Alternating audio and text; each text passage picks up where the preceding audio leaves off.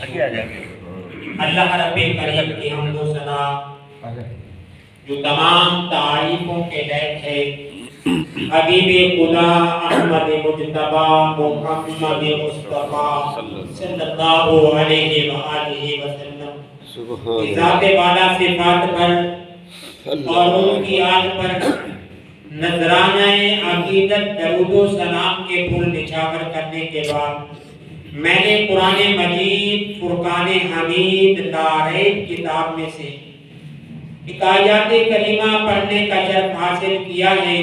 دعا کیجئے اللہ رب کریم ناچیز کو حق کہنے کی توفیق عطا فرمائے، ہم سب کو سن کر عمل کرنے کی توفیق عطا فرمائے۔ اللہ رب کریم کا فضل کہ جس نے ہمیں اس پرفتن وقت میں اپنے گھر میں آنے کی توفیق عطا فرمائی۔ وقت بہت کم ہے، دو چار باتیں جو جمعۃ المبارک کے موضوع پر ہیں توجہ سے سننی ہیں، انشاءاللہ اس پر عمل کریں گے بہت فائدہ ہوگا۔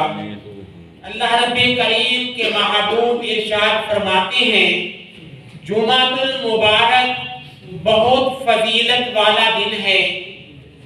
اللہ رب کریم کے محبوب پر جو آدمی 100 مرتبہ درود پاک پڑھتا ہے، اللہ رب کریم اس کے صغیرہ 100 سالہ گناہ معاف فرما دیتا ہے۔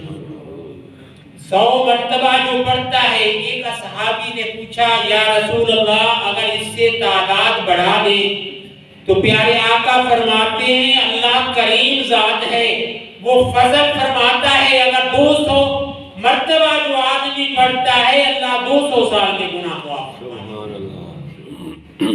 اور اس دن کی فضیلت اتنی ہے، دل میں سمجھ لیجئے کہ اللہ رب کریم کے محبوب فرماتے ہیں جو ایک نیکی کا عمل کرتا ہے اللہ 70 گنا اجر بڑھا کر دیتا ہے۔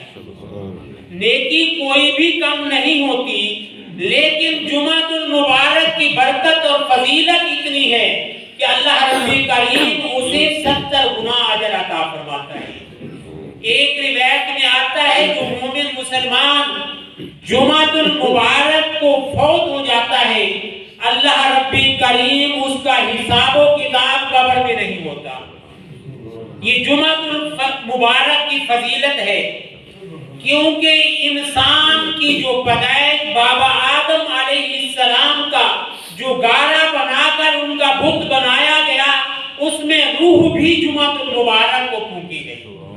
اس کی فضیلت یہ ہے کہ حضرت نوح علیہ السلام کی کشتی کو کنارے پر جب لگایا گیا وہ بھی جمعۃ المبارک کا دن تھا۔ جمعہ کا معنی ہے جمع ہونا۔ جب مومن مسلمان جمع ہو کر ایک اللہ کی بڑائی بیان کرتے ہیں یا سنتے ہیں، اللہ کا ذکر کرتے ہیں، اس کو جمعۃ المبارک کہتے ہیں۔ اللہ رب کریم اپنے بندوں پر فضل کر کے انہیں معافی عطا فرما دیتا ہے۔ دوستو معمولی نہ سمجھے، جمعۃ المبارک باقی دنوں کا جیسے سردار ہے، ایسے جمعہ پڑھنا جماعت ظہر سے بھی افضل جماعت جمعہ ہے۔ جو مومن مسلمان اگر رہ جاتا ہے، جمعہ نصیب نہیں ہوتا، اسے یہ چاہیے کہ پھر وہ ظہر کی نماز ضرور ادا کرے اور اللہ سے معافی مانگے۔ اللہ رب کریم کے محبوب فرماتے ہیں جیسے اجر زیادہ ملتا ہے، جیسے نیکیوں کا اجر زیادہ ملتا ہے، اسی طرح جمعۃ المبارک یا جمعہ رات کو جو انسان گناہ کرتا ہے اس کا گناہ بھی اتنا زیادہ ہوتا ہے، اس کی سزا بھی اتنی زیادہ ہوتی ہے۔ جو آدمی بغیر کسی شرعی عذر کے ایک جمعۃ المبارک چھوڑ دیتا ہے، ایک جمعۃ المبارک نہیں پڑھتا، اللہ معافی عطا فرما دیتا ہے۔ پھر اگر وہ دوسرا بھی چھوڑ دیتا ہے، تیسرا جمعۃ المبارک جب چھوڑ دیتا ہے تو اس کا نام جہنم کے دروازے پر لکھ دیا جاتا ہے۔ اس نے اس کا انکار کیا ہے، اللہ کے حکم کو نہیں مانا، اس نے کفر کیا ہے، وہ گناہگار ہے۔ اللہ رب کریم تمام مسلمانوں کو اپنے در پر آنے کی توفیق عطا فرمائے۔ دوستو جمعۃ المبارک کی اتنی فضیلت ہے، جیسے جو آدمی پہلے آتے ہیں ان کو چاہیے کہ سب سے پہلی صف میں بیٹھیں۔ پہلی صف کا اجر و ثواب اتنا ہے، اگر کسی کو اس دنیا میں دکھا دیا جائے تو ایک دوسرے سے انسان لڑائی کرے، پہلے میں اپنی صف میں بیٹھوں گا، اس کا خیال کریں۔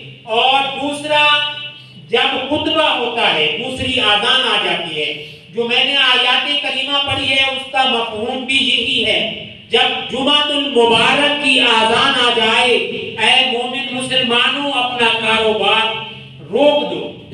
اگر کوئی دکاندار ہے، چاہے زمیندار ہے، چاہے کارخانوں میں نوکری کرتا ہے، اسی وقت وہ اپنا کام کاج چھوڑ دے۔ حتیٰ کہ بازار البیع کا جو معنی ہے، اگر تم کسی جمعۃ المبارک کی طرف آ رہے ہو، کسی کا سودا نہیں کر سکتے، اس بیع طے نہیں کر سکتے، بازار البیع اسے وہیں روک دو۔ دکاندار کے پاس اگر گاہک ہے تو وہ گاہک کو کہے بھائی جمعۃ المبارک کی آذان آ گئی ہے۔ ماشاءاللہ آج ہمارا تو یہ حال ہے، جب دوسری آذان بھی آ جاتی ہے ہماری کوشش ہوتی ہے ٹائم ابھی پڑا ہے، یہ وسوسہ شیطان ڈالتا ہے کوئی گاہک نہ چلا جائے۔ 10 روپے کا گاہک ہم اسے نہیں جانے دیتے، نماز چھوڑ دیتے ہیں۔ دوستو اس کا پتہ چلے گا مرنے کے بعد، اس کی کیا فضیلت ہے اور دکان کی کیا فضیلت ہوگی۔ دکان کا مال یہی دنیا میں رہ جائے گا۔ کوشش کرنی چاہیے پہلی آذان آ جائے اپنے کپڑے تبدیل کر کے غسل کر کے مسجد کی طرف آ جانا چاہیے۔ اللہ رب کریم ہمیں سمجھ نصیب فرمائے۔ اور جمعۃ المبارک کا جب خطبہ ہوتا ہے، کچھ لوگ آتے ہیں وہ کندھوں سے گزر کر آگے آتے ہیں، اس کا بہت بڑا گناہ ہے۔ اس کا ایسے سمجھ لیں وہ اپنی جہنم کے اوپر پل ڈال رہا ہے جہنم کی طرف جانے کے لیے، اس کی وعید یہ ہے۔ اور اللہ رب کریم ہمیں معافی عطا فرمائے۔